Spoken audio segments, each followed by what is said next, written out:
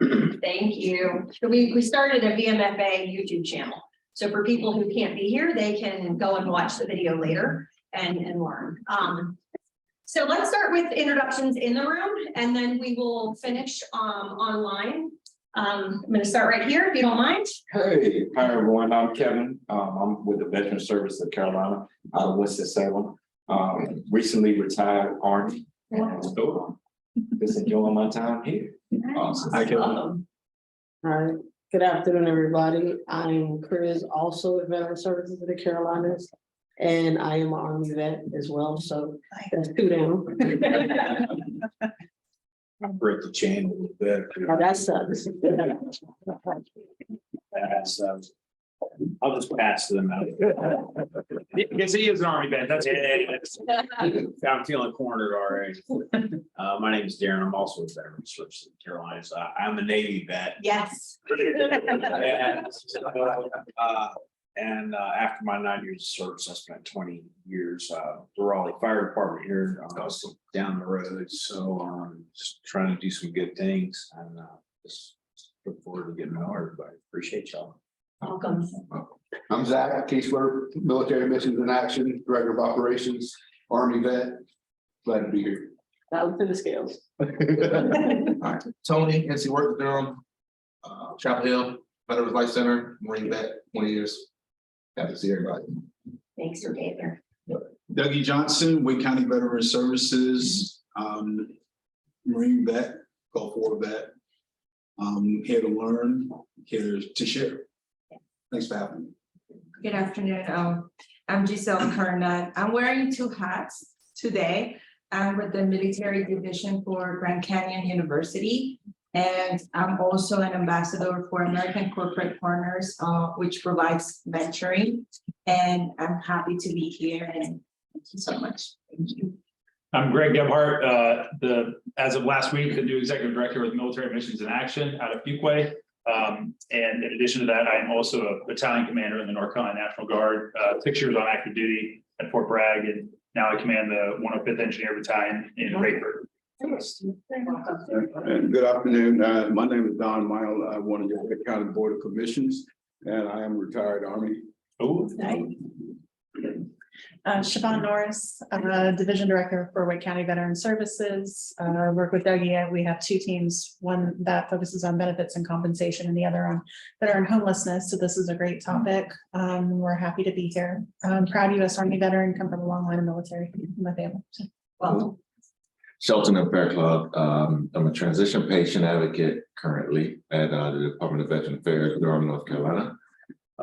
Army veteran, Iraqi veteran, and also past commander of the American Legion, Cary, North Carolina. Welcome. In the back, Emily. My name is Emily Carrick. I'm a program coordinator here at the Joel Fund. I am not an Army veteran, or any veteran. To clarify, thank you.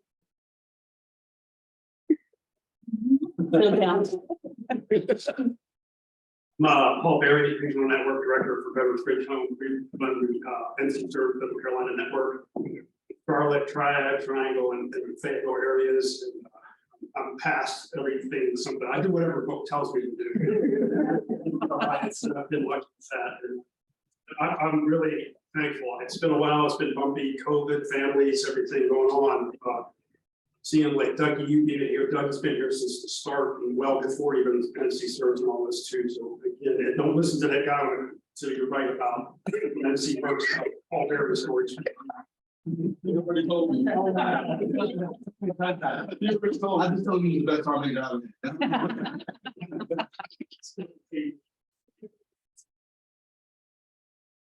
Hello, everybody. I'm Troy Hirschberger. I'm with the North Carolina State Housing Finance Agency. Excited to hear about the topic of conversation today, and we might not be able to assist. Thank you. I didn't introduce myself. I don't know if you all can see me. Brooke Dickhart, Executive Director of the Joel Fund. I should clarify, I am not a Navy veteran, but my dad was a Navy SEAL and my uncle was a Navy pilot. So I do only cheer for the Navy, but I do love you. we're done here, Zach. I will call your name online so you can introduce yourself. Randy, would you like to go first? Sure. Good afternoon, everyone. I am Randy Silver with NC Works. I have a pleasure of serving the veterans of Johnston County. Thank you. Jill? Hey, I'm Jill Blakeney. I'm a veteran. I am the Executive Director of the Mustangs and Patriots Project. We are a equine recreational activity for veterans and their families. And of course, we always welcome active duty. Thank you. Nori Jackson?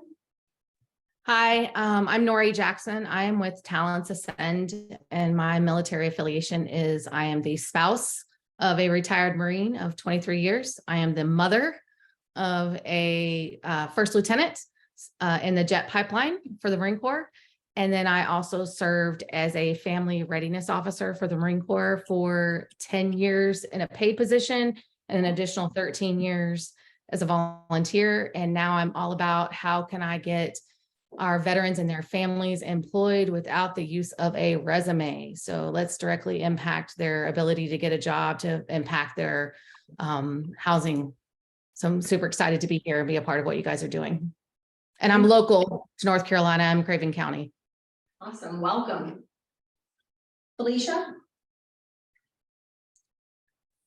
Hi, I'm Felicia Whitaker out of Durham County, working with veterans here at NC Works, 20-year Army veteran myself. And Nori, I'm gonna have to catch up with you because that's important work you guys are doing. Love it. Andy?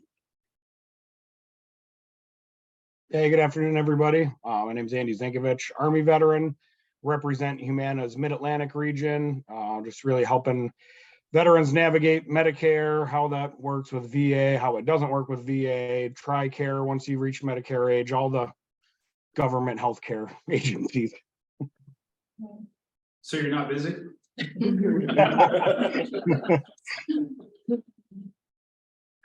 Bria?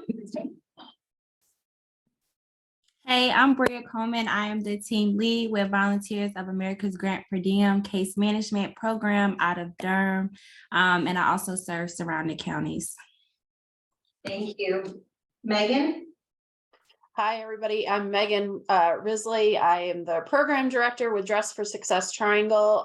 We provide career services and clothing to women to help them find employment here in the Triangle, also in Wilson County and via our new mobile boutique. Great. Jillian? Hey everybody, my name is Julianne Breeden. I'm with the National Guard Employment Center, and we serve all veterans, spouses, and working age dependents find employment within the state of North Carolina. Thank you. Thought we had, is there a Charisse? I missed, did someone log off? Nope. Giselle? I'm here. Oh, no. Oh, sorry, yeah. I was checking it off. And then the last one we have before I introduce our panelists, I'm sorry, but it says VA Durham on your name with the headphones, yes?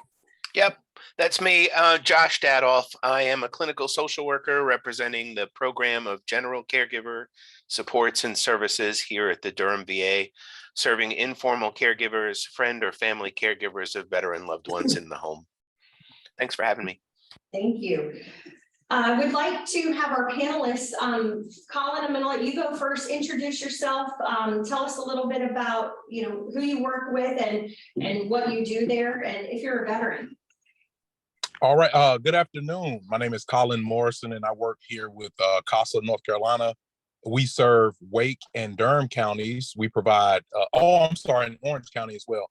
We provide housing for veterans here, and I am the care coordinator for services. I am not a veteran, but I do appreciate you guys and thank you for all that you do. And I think I heard someone say that they were a Winston-Salem native as well. And you must be a good person, although I don't know.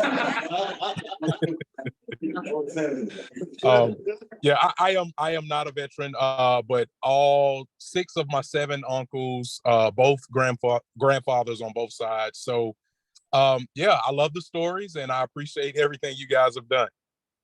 Thanks, Colin. Colleen, will you introduce yourself, please? Hi, good afternoon. My name is Colleen Reilly. I'm the HUD-VASH program coordinator at the Durham VA, and the HUD-VASH program is part of a suite of programs offered by the homeless program office here. The Durham VA covers 27 counties from Durham, mostly couple west and south and north, but mostly east out to the coast. I am not a veteran. My story is similar to Colin's. Long line of military in my family. Have always been really dedicated to and interested in this population, and want to thank all those of you who are veterans. Want to thank you for your service. Thank you. Appreciate you joining us. This is an important topic. I mean, I think we can all relate to the seriousness of this topic. So I appreciate you all being here. I know we all work in this area one way or another. So we have lots of questions for our panelists, but what I would like to start with is to have each of them kind of discuss. I mean, Colleen, I know with you at the VA, but Collin, maybe you could talk to us about how CASA works with veterans and how they get referred to you and how the process kind of works. And then Colleen, similar for you with the VA. Yeah, definitely. So basically the veterans sign up for the program, and of course it's income based and service based. So if they have VASH vouchers or tied to any of the services in their county, we will work with their case managers, social workers, or whoever they're tied to make sure that they get housed as quickly as possible. Most of our 1-bedroom and 2-bedroom units in Wake County and Durham County consist of other tenants who are veterans as well. So this is something that CASA has been doing for close to 30 years, if not more. I've been in this position going on 2 years. How can we get your contact information, Collin? I will post it in the chat for you all. Yeah, and we'll share it too. I'll send it out after me. Yep. Yeah, for sure. Colleen? Sure. So go ahead. No, go ahead. So, you know, folks, I think that a lot of you are probably familiar about, you know, how a veteran can get engaged with the VA. In terms of homeless program services, a veteran can become engaged in any number of ways. That might happen through a VA provider. It might happen through a community resource, you know, county resources focused on homelessness, things like that. We have a walk-in clinic every day of the week where veterans can self-present. There's also a telephone number that I'll provide to Emily and Brooke for veterans to call in to speak to a homeless program social worker. So lots of ways to get referred to us. And once a veteran starts working with you guys, roughly how long are you seeing these days that it's taking them to get housed on average? I know that's a tricky question.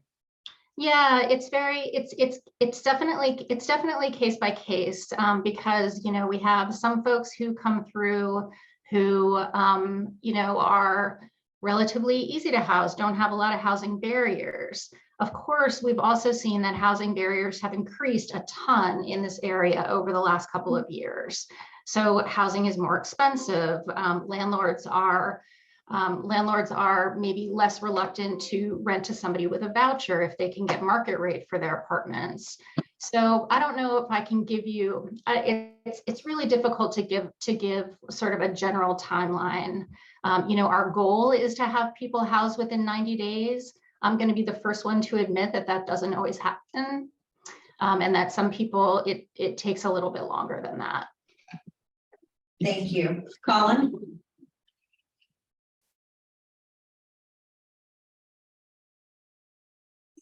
Sorry, I was on mute. I wish I could say that we were as quickly and readily available to house, but these things come up. I don't know if our window is always 90 days. A lot of times it's shorter than that, but unfortunately, sometimes it takes a bit longer than 90 days, depending on the case. Okay, and Nora, you have a question? You can hop in. Since this is my first event, I'll be learning the etiquette of these meetings, but I wanted to ask, has there been any thought of these organizations working with the local bases? Because I know that there are some housing available, like at Cherry Point and at Lejeune. I don't know what the housing situation would be at Seymour Johnson or Fort Bragg, but there are some retirees that are living on base. And I don't know whether working with that privatized housing would be an option, even though they're further east. So I just wanted to throw that out there. Colleen, do you know much about that, Collin? I don't know. I don't know a whole lot about it. I think in terms of, in terms of our voucher program, that wouldn't be an option because, because the vouchers are intended to be used in the community. In terms of, whether or not that could be a resource for veterans who may not qualify for the voucher, that's a question that I haven't heard raised here since in my tenure. Okay. Well, it might be worth looking into. Thank you, Nori, for mentioning that. Hey, Brooke. Yes. I got like a bunch of experience with the public-private housing stuff on military bases. Worked with that for 3 years. One, it's very few that they let in. It was excess capacity. There was, the housing market was very good. The economy was very good. I'm still in touch with a lot of folks that I served with. And I'm not saying it's not a thing that you can do, but it's getting to be almost a bridge too far because now everything is so affordable. Like as soon as the house opens up on a military installation and they clean it, it's filled for the most part now, just because they just can't afford it. Matter of fact, that's the problem. Not for this group is the lower level of enlisted that are not living in like base housing, as they call it. There's even food insecurity challenges now. That's why you see these massive pay increases in the whole other story for another day. But this housing market and the economy has really changed the housing picture on the military. Can I ask the panelists, what are the top 3 major barriers for housing that you see in terms of getting a veteran housed? Who would like to go first? Colleen, top 3 barriers? Sure, I'll go. I think that again, like this is pretty independent from veteran to veteran, but if I generalize, I would definitely say that the market dynamics are our biggest barrier right now. So just finding available housing that is at all reasonable for for a veteran who is relatively low income. So I would say that's definitely the #1 general barrier. So housing cost and housing availability, I'll put those together. Just available units. And then of course, like the veterans that we tend to serve, some may have a long history of homelessness. And so, those veterans might not have, for example, they might not have, the credit that a landlord is looking for. They may not sort of have the skills associated with living independently if they haven't lived independently for a long time. So kind of like, managing just the day-to-day of like paying my bills and, doing all that kind of stuff. And then, also based on the population, we certainly see a lot of mental health and substance use among our population.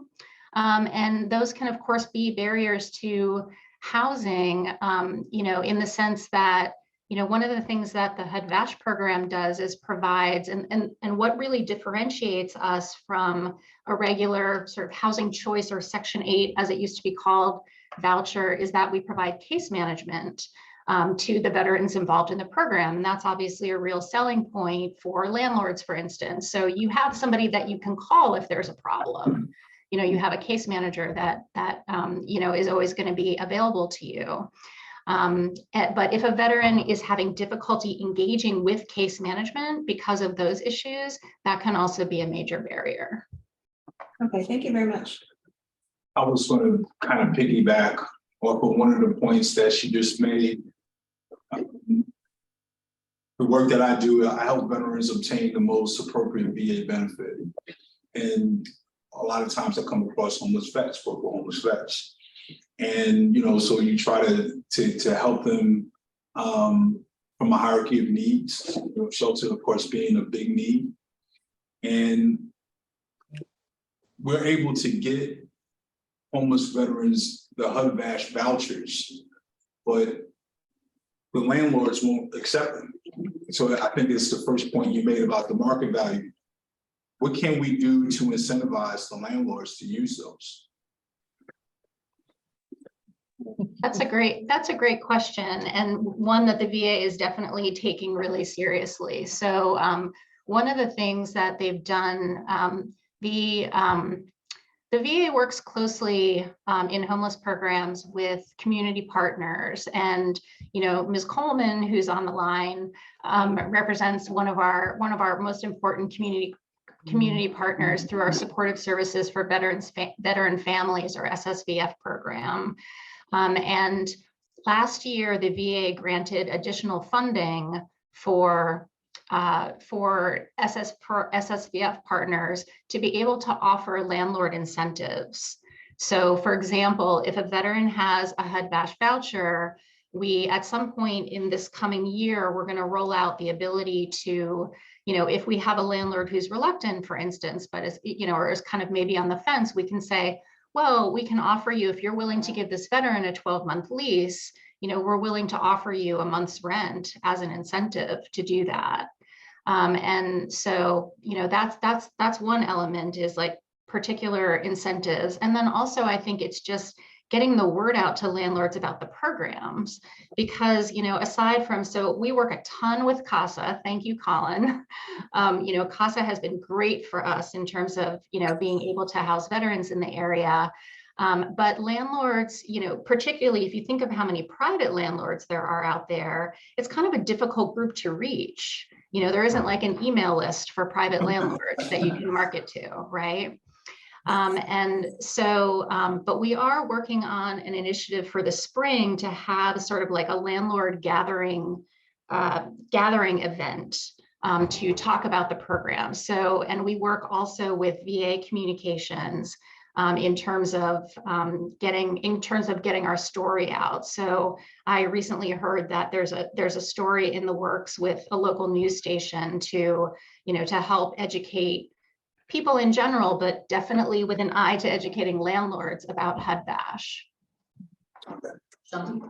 Question, I'm sorry, I kind of walked in on the end of your conversation there, but if you know people that have property for rent, how do you go about getting connected to the VA for renting to veterans? Good question. Yeah, so so we do have our national office handles a lot of this, where they will periodically put out a call, you know, educating landlords about, you know, what they can do, and then the national office funnels that down to the local facilities. You know, I would love to see that be kind of like I would love to see that be a more dynamic process. Like what usually happens at this point on the ground, I can tell you, is that we have a housing specialist on our team who is responsible for, who's responsible for, you know, sort of like, you know, cultivating landlord relationships in the area. And so, you know, if she hears about an open property, she'll reach out directly to the landlord to talk to them about the program. And if the partners that we work with in the community are also very good, like if they hear that there are spots open and maybe somebody's not educated about the program, to, you know, to let our team know, so that we can kind of talk up this story, you know, and talk up the value of the program. Yeah, I'd just like to throw out there that the only reason I know about SSVF is because I'm now assigned to housing affordability and community revitalization. And I have a house that is too big for me. And so I'm renting out 2 of my rooms for SSVF vouchers. And so I just submitted my W-9 and I'm working with case managers through VOA. And so I would challenge all of you, if you have space and you're comfortable with that, consider doing that. So for me, because I'm a single woman, I'm accepting female veterans. And so that's just my parameters, but you work with your case manager, their case managers, and you can be put on a list as an approved vendor. So when their voucher expires and there's another person in need, you are somebody on that list that they can call. And that does kind of lead me into another question. And, you know, how do the vouchers, I know some are, like you just said, it can expire for a veteran, but aren't there some that are project-based so that they stay with the unit? Like, what's the big difference there between the vouchers that stay with the spot or go with the veteran, or how, can you explain a little about that? Sure, that's a great question. And so there is a distinction. There's project-based vouchers, and actually CASA holds the only the only project-based vouchers that we have in this area. So within the larger scope of CASA properties, there are 10 units where the voucher is project-based, and that essentially means that it's attached to the unit. So it doesn't follow the veteran. However, the vast majority of our folks, because we have several hundred people vouchered in the area, the vast majority of vouchers are tenant-based, which means they do follow the veteran. So, and if a veteran is in stable housing, the way that the process works, so this is a partnership with HUD, and through HUD, the various public housing authorities that we work with. So the public housing authority holds ultimate responsibility for the voucher. And the veteran is responsible for recertifying with the public housing authority once every year. So, you know, a veteran can have a voucher indefinitely. Now they may graduate from, so they may graduate from HUD-VASH case management. So the way that the program works in general is like, we get somebody in the beginning, we go through the vouchering process with them. That's a pretty intensive process. We work to get them housed, also a pretty intensive process. All during this time, we're conversing with the veteran, we're creating a mental health treatment plan for the veteran, housing goals, other life goals.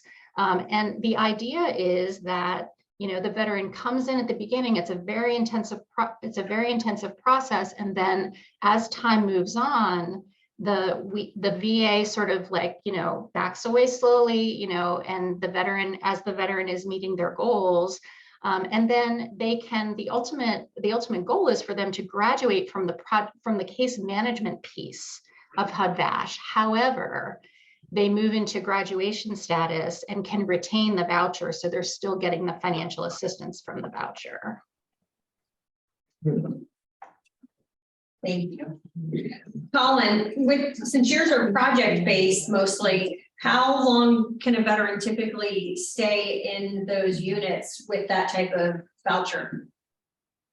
So that's a great question. It kind of varies, but I can say for a fact that we have some veterans who have been placed for over 12 years, one over 22 years, and some who use CASA for transitional type housing and have moved from, you know, our units into their own place. So it really varies, but we've had some people there for over 2 decades, believe it or not. Wonderful. So I have a question that affects, that we get a lot at the Joel Fund, and it has to do with emergency needs. We get phone calls all the time for a veteran. We just had one, I guess like a week and a half ago, where literally the veteran was going to be on the street the next day.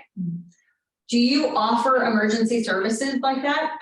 What do you typically, if we were to call you, would you recommend that we call someone else? Like where, or can you help in that area? Either of you?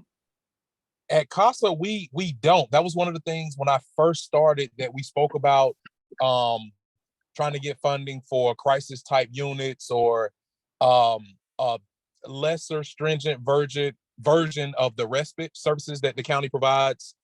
At this time, we do not, but I do think our new CEO is really, really thinking about a way that we can provide that. And I'm so grateful that he is taking the lead on researching what it is we need to do to get that done. That would be awesome. Colleen? Yeah, the VA unfortunately does not really have emergency services either. We rely heavily on our community partners for that. So let's say that a veteran presents to our walk-in clinic and says, hey, I don't have anywhere to sleep tonight. You know, what we're going to do within the clinic is we're going to refer that person to the different community entry points for homeless, for immediate shelter. We're going to, send a referral to SSVF to maybe get that veteran space in a hotel. But it's very, very difficult. Like essentially the emergency services don't really exist. Like if you guys are familiar with how it used to be in Durham, like if a veteran just presented to Urban Ministries, which is the main shelter downtown, they could get a bed that evening.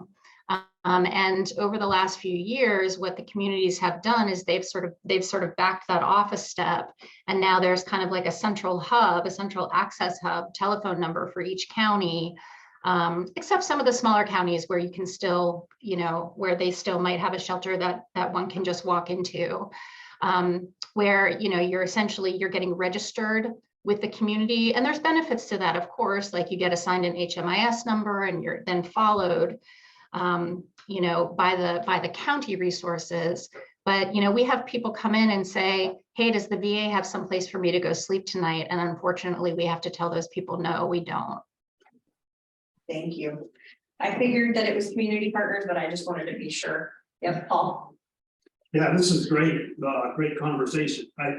This breaks it out. There's immediate needs and then there's the long-term needs is what this does. I think and COVID is very tough on us. We have to admit to accept that we've got about 3 years of not needing us much like this, where these housing continuums of care, the Durham COC, the Reilly COC, the county veteran service officers, the nonprofits, it's been a long time since we've really come together to say, we need to truly understand the housing continuum of care. This is homelessness over here, and then this is like selling your home and downsizing, and then all the connector files that are in between. It's the co-occurring needs of services that needs to be coordinated. If you do housing well, I'm going to come to you if I'm NC Served. If you do benefits well, it's connecting all those. What we found last year was in this area, 39% of our veterans that came to us for housing also needed to get a better job, better employment, better something. And then not far behind it, it's 27%, don't quote me the exact number, was benefits going to like Savannah and Dougie's team. So I think there's a need for stopgap funding, I call it. So if you really look at these veterans and the qualification for these programs says this is the income. Well, there's a whole bunch that are just over it, or there's a complicated life story right over top of that median income. What there is a dedicated pot of money to go to organizations, local control fund or somebody seriously, like to say, this veteran has a solution through a bunch of partners, but they can't get their power turned on because Duke will not turn it on until $375 from the previous house is paid. Well, that stopgap money can do it. The reason I say we did it is we did it in Charlotte to the tune of $100,000. We burnt through the money. We changed 60 some lives. It can be done, but it takes a lot of collaboration and partnership. So this is just, I'm just glad to be here. This is great. I mean, I've been doing this for 5 years and just to see what they're talking about today, this is it. This is the secret sauce. Keep going, please. Awesome. Thank you. Speaking of the services and that sort of thing, Collin, I know you do the care coordination and that side. Can you walk us through how you work with a veteran, how long you would typically work for a veteran or work with a veteran? I mean, is it only when they approach you for a need? What does that typically look like? So yeah, actually it's kind of funny. We're there available for support the entire time that they are leased with CASA. At the onset, we introduced our program, which is VHIT, Behavioral Health Intervention Team. And we try to coordinate any type of services that they may need from, DSS involvement, veteran affairs involvement, tangible resources. Sometimes we have donors who supply welcome baskets for our veterans who, may have little handy kits in them, soaps, detergents, washing needs, any household items and things like that. And we coordinate those baskets to our residents from time to time, maybe 6 or 7 times throughout the year. We have our large donors come through and surprise us with everything, and we disseminate those as we get them. So on top of that, the actual support that they may need may even boil into one of our different programs that we partnered. For instance, Duke nurses are coming to talk about overall wellness, mental health, physical health, emotional health.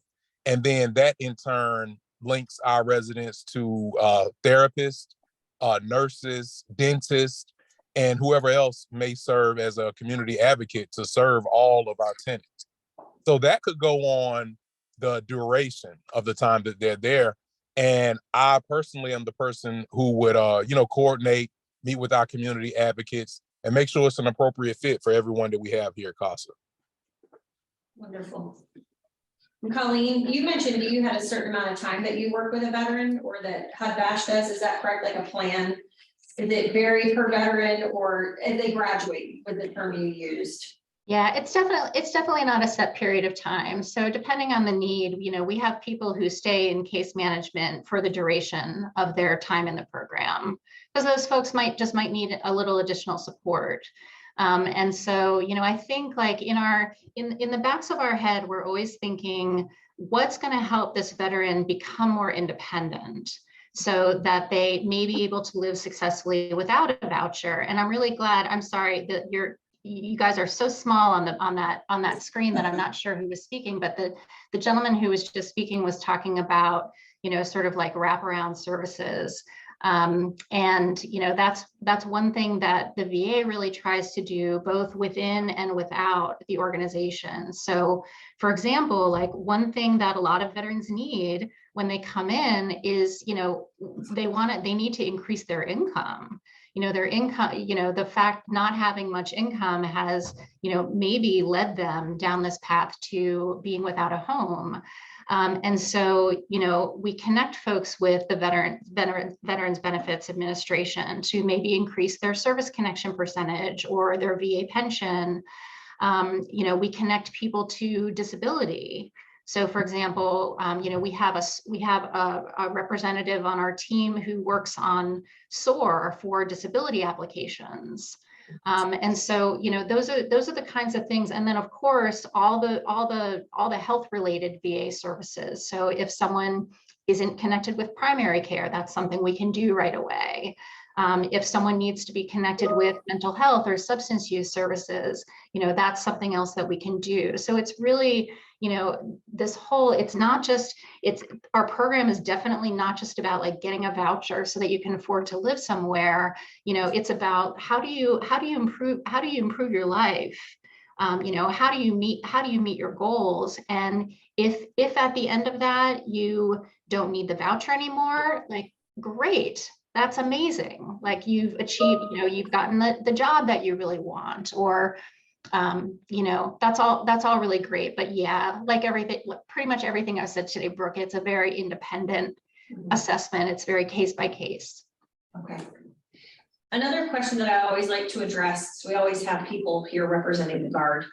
So I know that with Collin, they work with all, homeless individuals. It doesn't have, but for the Guard and Colleen, I will remember this. Remind me how long they have had to have served or what it looks like. I mean, can someone from the Guard or the reserves qualify for HUD-VASH, or is that a no? Oh, Brooke, you're going to trip me up with that one. Sorry. Just because like I often don't remember. So someone does have to, you do have to have had at least, I think, 1 day of active duty to qualify for HUD-VASH. So yeah, I don't quote me on that. I'm actually wondering, I know that Josh used to work in homeless program. I'm actually wondering if he might know better than I do the answer to that. Sheldon, do you know? As far as HUD-VASH, I do not. I know about healthcare, but I'm not familiar with the HUD-VASH aspect as far as do they have to be eligible for care in order to qualify for HUD-VASH. That's actually, that's what I was just gonna say. Thank you for the preview. So we did an expansion last year for HUD-VASH, which means that a person does not have to be eligible for medical within the VA to qualify for HUD-VASH. So that was a really important expansion for us because, you know, the service requirements are obviously longer for somebody to qualify for healthcare. And we, you know, the VA rightly noticed that people were falling through the cracks. And so we had an expansion of services. So someone does not need to be eligible for healthcare through the VA to get HUD-VASH. Is character discharge a bar to a voucher? In other words, I know a bad conduct or dishonorable conduct or dishonorable discharge is a bar. What if they have a general? Is that a bar? No, general is, as long as it's general under honorable conditions. Okay, hold on, Josh replied, let's read that, oh, ready to go. See what Josh said. Been a long time since my time in HUD-VASH, and so much has changed and evolved, and I'm afraid I don't have good information. Okay. But no, this is, I think this one distinction, they don't have to qualify for medical to qualify for HUD-VASH is a big bullet point that remember. Yes. One question I have, because this come up, what about those who's been discharged because they don't ask, don't tell? Yeah. Wow. Thank you for that. Because that issue is popping up. You know, I haven't run into that. You know, you mean if somebody has, but if somebody was discharged, and sorry, I'm not so familiar with the policy, except to be glad to say that I'm glad it's not around anymore. But you know, would somebody have been discharged dishonorably for that reason? It would have been probably on the other end. I've known some that have gotten honorable discharges. I've known some that have gotten dishonorable. Yeah, it really depends on the command. Yeah. Yes. The further you go back in time, the more bad. Yeah. Then OTHs and then general discharges. Then they change the policy, thank freaking God. Sorry. I think the interesting and next step after that is what about the COVID vaccine refusal discharges? Wow. Yeah, because that's an area. My thought would be administrative discharge, because there could be an admin discharge, which ends up being a general discharge. Layer of just two thousands. I can know with the Department of Navy, since I served in the Marine Corps, was discharged for like patterns of misconduct during the 20 years of war for things we didn't understand. TBIs, misdiagnosis, misuse of prescription medicines. Not prescribed like that. We didn't know what we didn't know. Is kind of not the same. We learned so much. We did. I personally was involved with discharge developments. And I said, this is going to be a problem in 10, 20, 30 years, just like a Vietnam generation. Yeah. The problem is we didn't get it right. We had to fight a war, and we're going to have to come back. I know the Department of Navy is looking at this. Maybe President Biden gets this way, just blanket overturn them, at least give them general discharge so they're eligible for all these services and benefits. But that's thousands and thousands more. Yeah, I love that inference because, you know, what if a veteran got a bad conduct discharge because of a latent mental health issue that wasn't service connected until it was service connected, and now this person is homeless and they don't have shelter because of something that, you know, they were trying to do their job. So I don't mean to add on, but I mean, this can become complicated, you know, when you start to consider, you know, who's in and who's out. So all of those scenarios are unfortunately scenarios that occur. And as any type of veteran service organization, your motto should be veterans helping veterans. I think that, especially now because of the change of the culture, there are a lot of people that are helping veterans to get their character discharge upgraded, not changed, but upgraded because of some of those scenarios that occurred prior to. I would employ every veteran service organization and veteran service officers to try to help those in doing that, getting those upgrades, because in the event of the homelessness, and it's because of the discharge that was at that particular time uncharacterized. There are options that that particular veteran can now become at least a general, so that they can start receiving some of the benefits of the traditional veteran, I should say. So you are 1,000,000% right. I would agree with you. That's a It's not easy. process. It's not easy. And you're still at the mercy of someone else's subjectivity. Someone has to say yes. Correct. In order for that to happen. Correct. So that's just another hurdle that veteran has to, another obstacle they have to hurdle. Sometimes those fights are not the best fights, you end with Mike Tyson, but you just gotta, feel Buster Douglas at times. Honestly. I think the more that we talk about this and the more dialogue is out there, eventually it'll change. I know we probably can't change it right here at this table, but maybe somebody could put an ear. This right here, to spark that conversation on another level. Well, that's the reason why I posed that question. We have had some conversation about that, and that's one of the things that we have talked with Congressman Ross about, trying to look into see what direction we can go and address, because what we're hearing is that many of those that were discharged because of that, they're not eligible for any type of military assistance through the VA. I know for us at NC Works, we try to do our best. I know for me, being a veteran, even if the veteran can't use our services, I'm gonna help them out. Yeah. Like, hey, And that's I can't, I'm not gonna case manage you. Yeah. But you give me a resume and I'll take care of it. Here are some job leads and just come to these job fairs, I'll make you put as much fluff as I can. Just because we can't, serve them because of, policies and bureaucracies, at least I can serve them as being the common decency and being. Well, just having the conversation like today, brings forth some of those things that not everybody truly thinks of. I when he just mentioned it, I was like, never thought about it. I never thought about it. And now it's like, wait a minute, this is an issue. So now I'm thinking about it. So, just having those conversations, I love it. I love it. Yeah. Just don't underestimate the power of the collective voice. Absolutely. Just yesterday, it's not about my people, Amy Dozier, who works here locally, some of you know Amy. She was on a call with myself and a few others with the Undersecretary for Veterans Benefits and all the leadership, which is VEO underneath of that, talking about this. We did two 10-minute studies, like little cases about the complexity. And the discharges and know-how, everything you said, we talked about.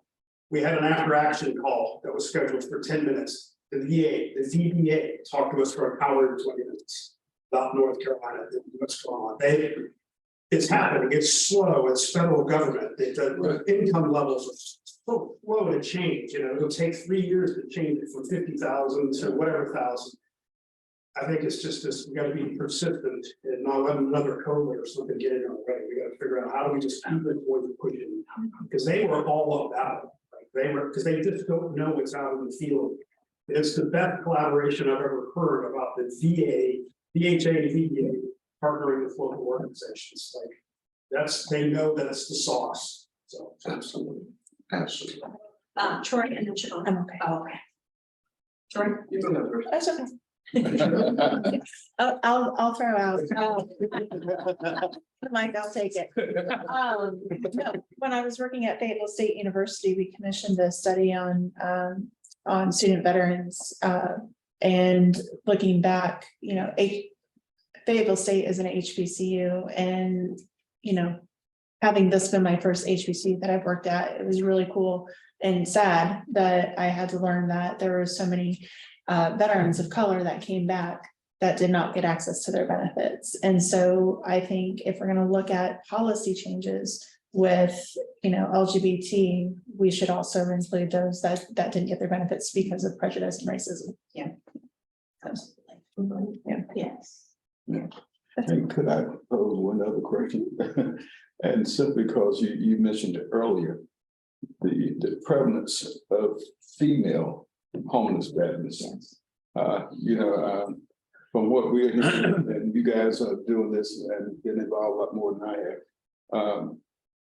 Wake County, well, they're saying that we have the largest population of veterans, which is quite surprising, considering all the different military installations we have around here.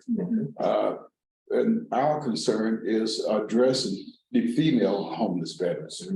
And so my question is, what are you guys seeing? What's the prevalence, and what can be done to assist those? Because female veterans bring a different perspective than male veterans.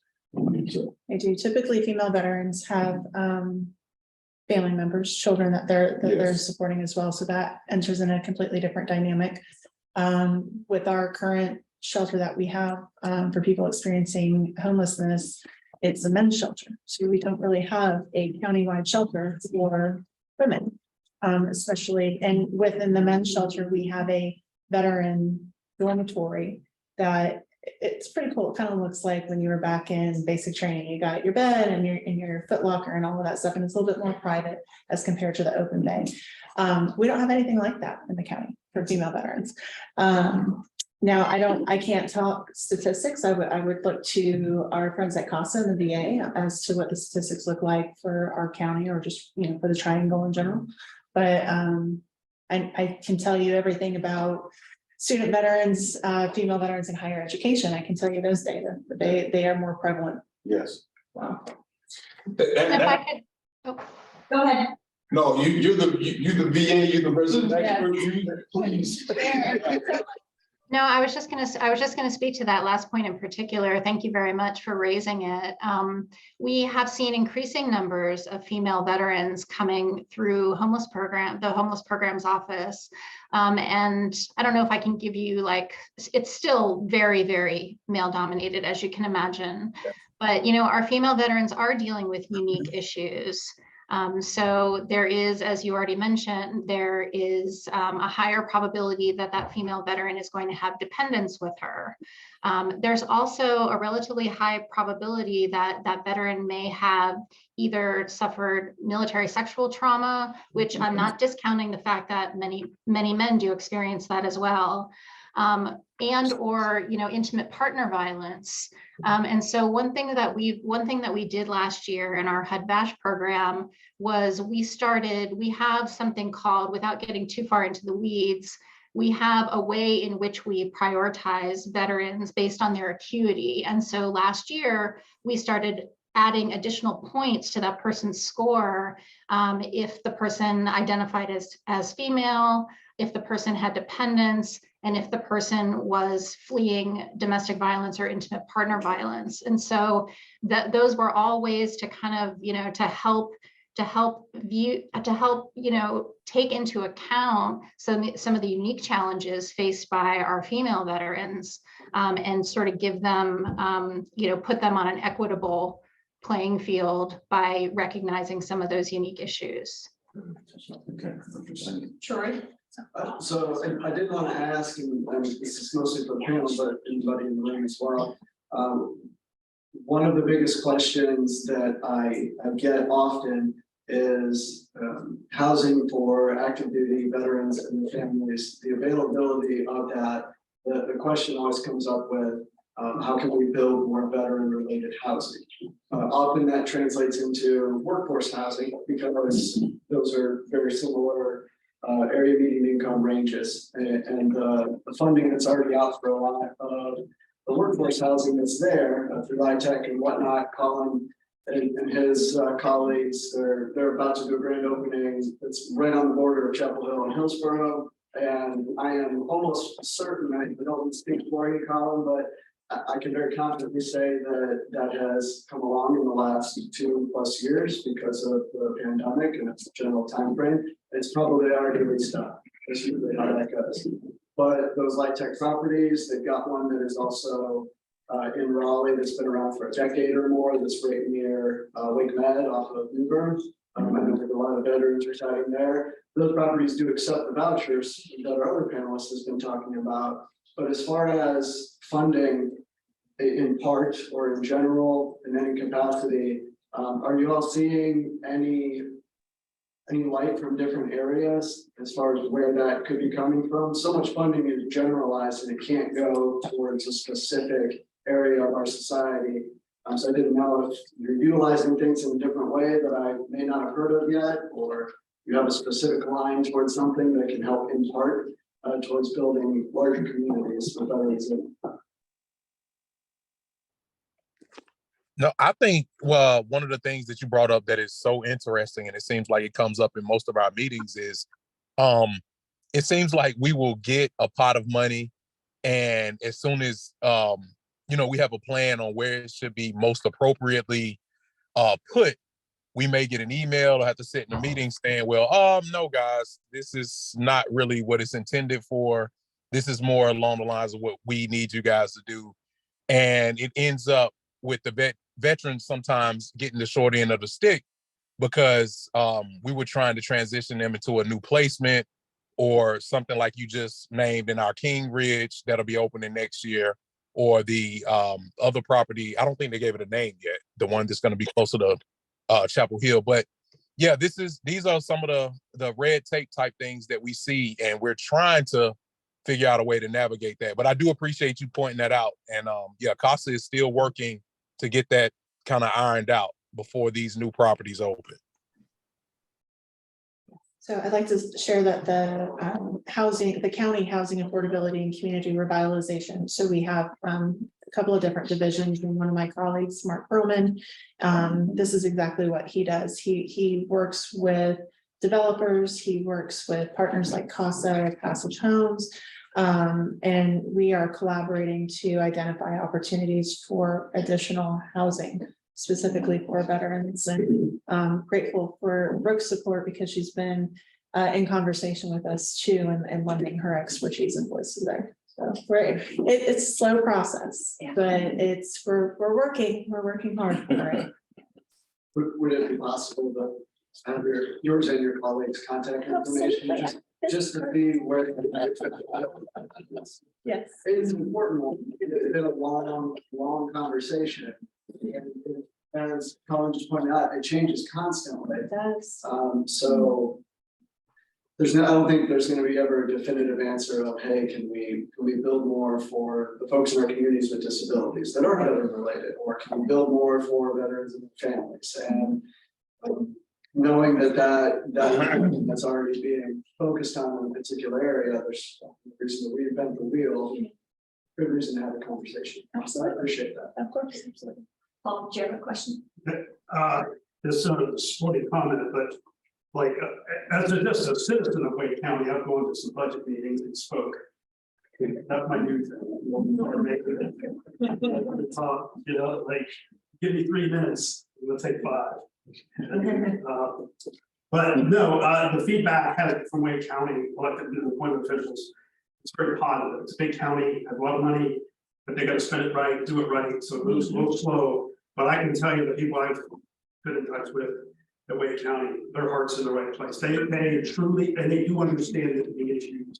If they don't, they ask. And then one thing for everybody is sometimes think out of the box for a housing solution. My people were very guilty of that. That's what we do. It's just veterans. We try to often came around, take to a square hole with a sledgehammer. That's because they're a veteran. But then don't look back, and when you're screening them, maybe find some other way that gets them qualified for something else that isn't necessarily SSVF or something like that. There's other ways where they, already another marginalized group that there might be a housing program for. There's not a lot of capacity, as Savon pointed out and others about women. I mean, we did over 1,500 housing cases last year. 29% of those were women. That's 435 because I'm a math. But I will tell you, the staff will say those were the absolute hardest ones to do because a lot of them have dependents, they have children, military sexual trauma, and mental health. They are trying to simultaneously take care of immediate needs and trying to find long-term solutions. So I think when it comes to housing solutions for women veterans, it needs to be a thing. It needs to be a thing that nests inside of like continuums of care and all that. And I think we don't know where, I don't know exactly what direction to move, but I say we start moving, and we're just willing to help move that needle, get some people in the room, and if it's just a whiteboard, and just say, how about this, how about that, how about this? Because I know my organization is woefully underserving. We're doing some services, but because there's no capacity, sometimes we're just putting a Band-Aid on it and they're looping through systems to be write it down and they're looping back. Because they never get enough resolution to get thriving on their own, and then they come back somewhere else out in the community. They're coming in through somebody, so. I want to be respectful of everyone's time, so I just wanted to circle back to our panelists and see if there's anything else that you would like to add, or if there's anything that, you know, we can do to help you. I know last time I proposed this around the housing conversation, someone said, please, please, please find landlords to pay vouchers. So Collin or Colleen, do you have something you'd like to add? Yeah, no, I just want to say, you know, thank you again. I learned so much today, and I appreciate everything that everyone is doing. It seems like we all have the same common goal in one way or another. But anything that I can answer in the future or didn't answer clearly today, please reach out, send me an email, and I will get it to Miss Joyce or Everett or somebody, and we will definitely get the bottom line answer for you all, and I appreciate it. Troy, did you have one more? Yeah, I was just gonna add, when you're looking for landlords, that you might be thinking about in the same capacity, but please don't leave out management companies. Because when I mentioned earlier, and Collin mentioned earlier, the Tech properties, they do accept those vouchers, and yes, they do fill up rather quickly, often before they're even CO to be able to take residents. But they don't have the traditional landlord that's there where it's a singular, but they have a management company. So if you do go and look on things like nchousingsearch.org, you can tell the difference between the market rate and the affordable housing there. They look, smell, taste, touch, feel exactly the same. They're just financed differently. And that's why they're affordable. But typically both of them have a management company in there as opposed to just a landlord. So just encouraging you all not to. That's good. Colleen, anything to add? Yeah, just that we appreciate landlords in all shapes and sizes. You know, I mean, private landlords are a hugely important, play a hugely important role for us too. You know, a private landlord is somebody that we can actually talk to and actually get a veteran in front of to tell their story in a way that is often, like, you know, next to impossible to do in the larger complexes or when there's a management company involved. So, but yeah, I mean, I'll reiterate that plea. You know, if anybody has landlord leads, those are emails I love to get. I will promise to follow up on them personally, because that's definitely something that's needed right now. Other than that, I just wanted to, my contact information is in the chat. And I definitely welcome other questions or comments for people. And thanks so much for the opportunity to talk to you today. Thank you. We will send out everyone's contact information from the people who are here. And Colleen, one other thing, when you have more information on that spring info event for landlords, please share that with us, because I absolutely will. Put it out to everyone. Thank you so much, Collin and Colleen, and everyone else who joined us. Have a wonderful day. Thank you. Thanks, everyone. Take care. Take care.